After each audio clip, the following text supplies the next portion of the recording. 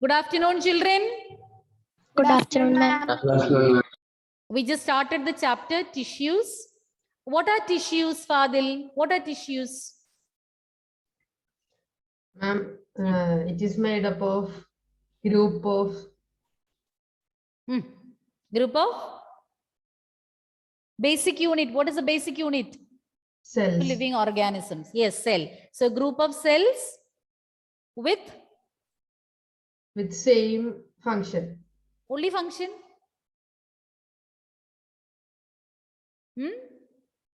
Who can help Tom? Which point he missed?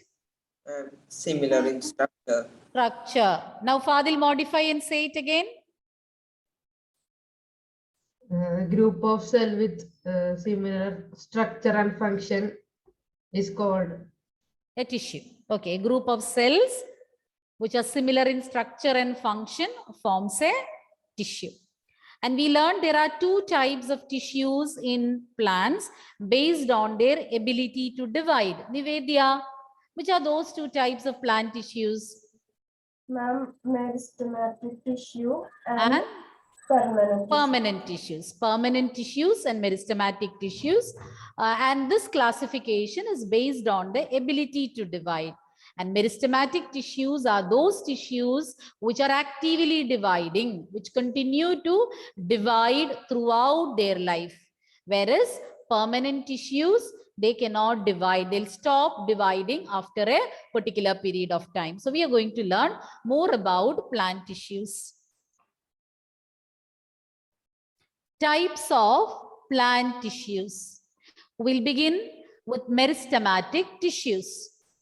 The growth of plants occurs only in specific regions. I already told you last class we had discussed about the differences between plant and animal tissues. So there we had discussed this point that in plants the growth continues. Plants continue to grow throughout their lifetime.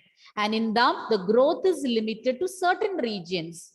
So they have some actively dividing tissues in some parts of the body. And with the help of that, they continue to grow throughout their lifetime. But in animals, growth is uniform. It's not limited to certain regions. But in case of plants, growth is limited to certain parts, and in these regions or in these parts, actively dividing cells are present. These actively dividing cells are known as meristematic tissues. So the actively dividing cells or tissues are known as meristematic tissues. Just a minute, children.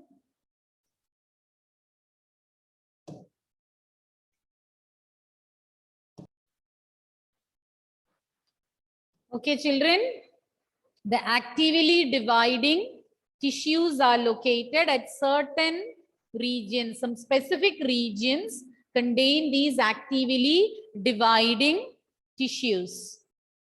You can define these tissues as the actively dividing tissues present at the growing parts, of plants. Meristematic tissues are the actively dividing tissues present at the growing parts of the plants. And these tissues are present only in specific locations. They are not scattered throughout the plant body. These are present only in certain locations. And therefore, growth in plants will also take place from these specific locations. Whereas in animal tissues or in animals, the pattern of growth is uniform. Growth takes place. It is not restricted to any particular region. Hope you understood what are meristematic tissues. You can define it as the actively dividing tissues present at the growing parts of plants. And the most important feature of meristematic tissue is that they are actively dividing. They continue to divide. Okay, now moving on. the different properties of meristematic tissues. We are going to learn 5 main features of meristematic tissues. First point, they are actively dividing. They are actively dividing. Means they continue to grow. They continue to divide and bring about growth. They are actively dividing. They keep on dividing and bring about growth. Second point, they have dense cytoplasm. These cells, or the cells with which meristematic tissues are made of, are rich in cytoplasm, thick cytoplasm, but they have a very thin wall because they have to divide. They are continuously dividing. So their cell walls, which are made of cellulose, are very thin. They have got a very prominent or distinct nuclei, but they don't have vacuoles. Vacuoles are mainly meant for storage of substances. But in meristematic tissues, there is no need of vacuoles because they keep on dividing. There is no need for storing anything for future purpose because they keep on dividing. Due to that reason, they lack vacuoles. So 5 points we learn. They are actively dividing. They have dense cytoplasm, whereas the cell walls are thin. Nuclei is prominent, but vacuoles are absent. The definition for meristematic tissue, what is the definition I gave? The actively dividing tissues present in the growing parts of the plant are known as meristematic tissues. The 5 characteristic features are, they are actively dividing, as we included, as we learned in the definition of meristematic tissues. They're actively dividing. Yes. Cellulose walls means cell wall, right? Cell wall, the wall made of cellulose. They have dense cytoplasm, thin cell wall made of cellulose, prominent nuclei, and absence of vacuoles. So those are the 5 features of meristematic tissues. Can I proceed? Yes, ma'am. Yes. What are meristematic tissues? Anjana, what are meristematic tissues? The actively dividing tissues present at the growing of the parts of Growing of parts of the plant plants. are known as meristematic tissues. Now, what are the 5 features that we learned about meristematic tissues? One point you can say. Alan, any 1 point about meristematic tissues? Lack of vacuoles. They don't have vacuoles. Nikhila, Actively dividing. actively dividing. Isha,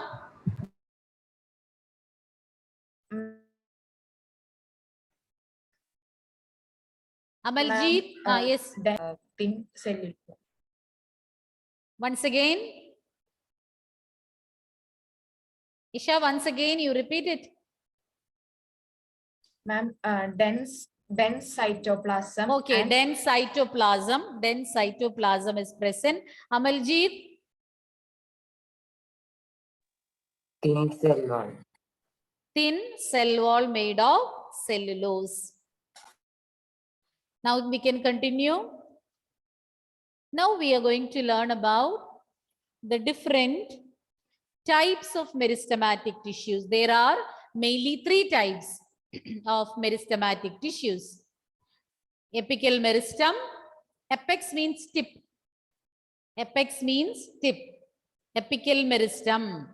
Then intercalary meristem, lateral meristem. These are the 3 types of meristematic tissues. Apical meristem, intercalary meristem, and also lateral meristem. Apical, intercalary, and lateral. These are the 3 types of meristematic tissues.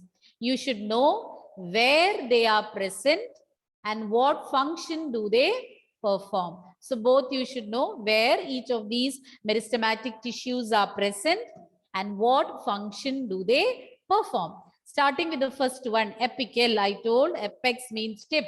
Apical meristem, it is present at the tip. It's present at the growing tips of both stems and also roots. At the tip of the stem and root, you can find apical meristem. Apical, apex, tip. So present at the growing tips of roots and shoots. And what is its function? They will help in increasing the length of the stem and root. See, when the cells are increasing, when more and more cells are added, at the tip it will increase in length. Clear? So where are they present? Apical meristem present at the growing tips of stems and roots and increases the length of the stem and root. Any doubt? The first one? Respond? Can I proceed to the next one? Yes. Yes, ma'am. Okay, next one. Lateral. Lateral means lateral meristem. They are present on the sides. They are present laterally on the sides of the plant. Lateral meristem. So here you can see they are present on the sides. And children, when they are present, when meristematic tissues are present at the apex and when they add more and more cells, it will increase in length. Now this is present, this tissue is present at the side. So when more and more tissues are formed, what will happen? It will increase what? Their width will be increased. Yes? Width will be increased. Width will increase, exactly. Width or girth. Girth and width both are same. It will increase the width or girth of the plant. Present along the sides of the stems and roots and increases the girth of the stem or root. When they are present at the apex, they will increase the length. When they are present on the sides, they will increase the width. Now, before proceeding to the third type, that is intercalary meristem, you should know a few terms. Node and internode. I think in class 7, you have learned about node and internode. Have you? Haven't you learned? No. See, node means it's a point on the stem from where a branch or a leaf originates. Okay. Just a minute. See, this can be considered as a node. This is another node, another node. So the point on the stem from where a branch or a leaf originates, you call as node, N-O-D-E. Then what is internode, children? What is internode? Internode.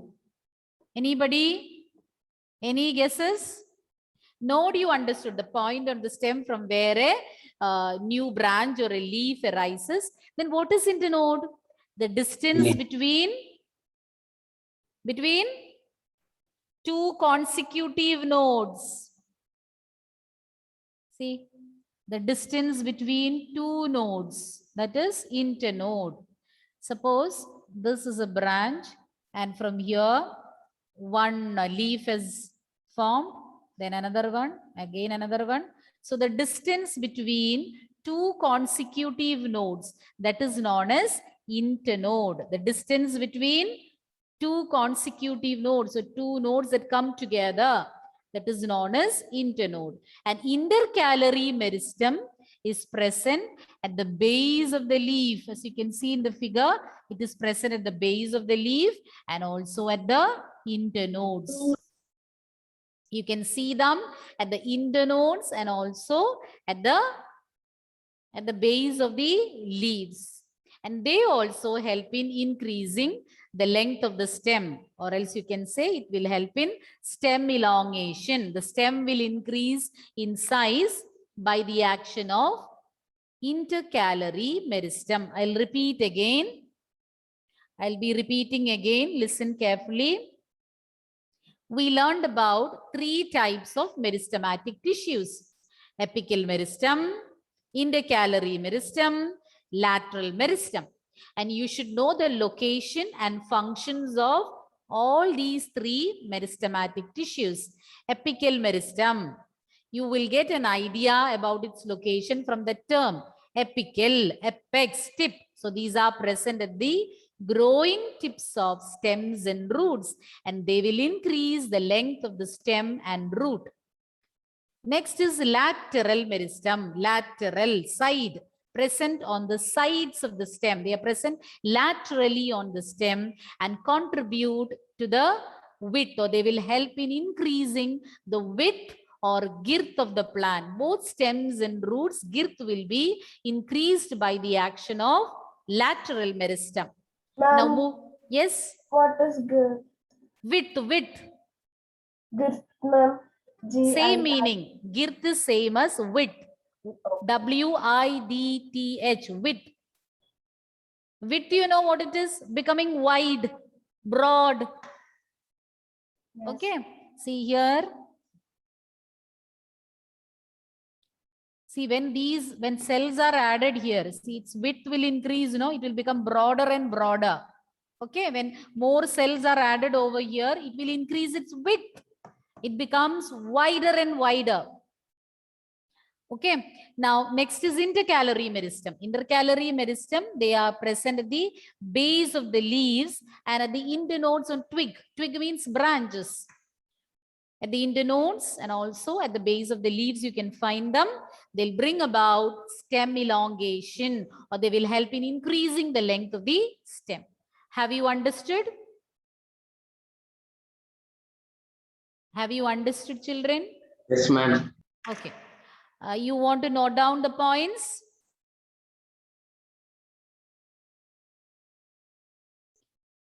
No. Okay. Now, Albert, Yes, ma'am. tell me about apical meristem. An apical meristem is present at the growing tips of stems and roots. What is its And function, in this- Vaishnavi? Enough. What is its function, Vaishnavi? Unmute, Vaishnavi. It helps to for the length of the roots and It helps in increasing the length of the stem and roots. And why Isha, Nikhila, Advait, Abhiram, Ken, videos are off? Amin, tell me about lateral meristem. Where are they found? They are found on the stem. That I know. But specifically where?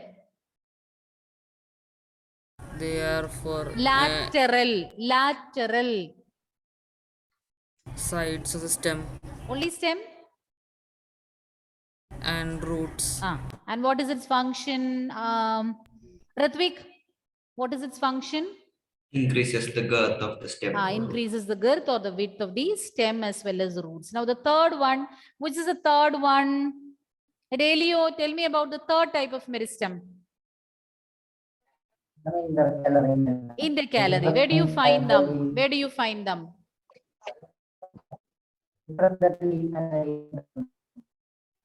Pardon? Elongation. Helps in stem elongation, but yes. Not clear, some problems, but stem elongation I heard, it's okay. Sridev, tell me, where are they present? They are present at the base of the leaves. And? Internode. And at the internodes, you can find them, and they will help in increasing the length of the stem. So you should know the function as well as the location of these 3 meristems. And page number 69, a diagram is given in the textbook.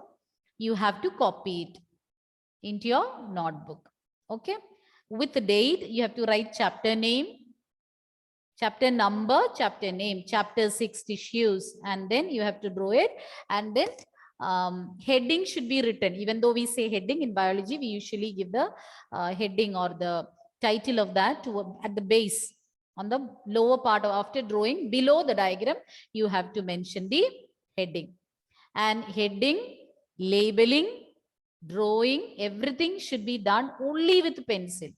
You should not use pen, color pencils and all for shading and all. Only pencil you should use. You're not supposed to use any other color ink. And if you want to differentiate different parts, you can shade it. Using pencil, you can shade or you can put stripes, but you should not use any other color pen.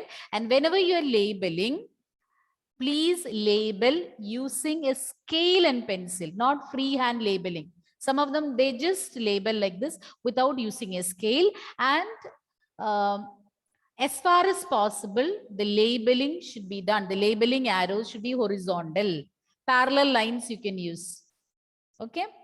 What I said is, when you label, one should not be in the horizontal direction, one in the vertical direction, one slanting direction. All those are not permitted. As far as possible on one side, and that too using horizontal lines, you can label it. So don't keep everything for the end, because you will have several diagrams to draw. So please do it as a homework. Okay. Ma'am, Yes. And our notes. not lecture notes, right? Lecture notes you can write down, and that is for your reference. And notes are also sent. Like last chapter, I had sent you the notes. PDF of the lesson notes I've sent you, that you can take print out. You can file. And these diagrams are homework. Earlier for the last chapter, I had given one homework. Hope you remember. One puzzle-like homework I had given. Check it. You might have done. So such extra work, what I'm giving, you have to write it in separate sheet and file along with the PDF which I had sent. That you can take print out. You don't have to copy it. Got it? The lesson notes which I'm sending in PDF format, you don't have to copy it again. Just take the print out and file it. And when you are studying, you should refer your textbook. And to facilitate easy learning or to remember the points easily, you can depend on the PDF which I have sent. But reading textbook is must.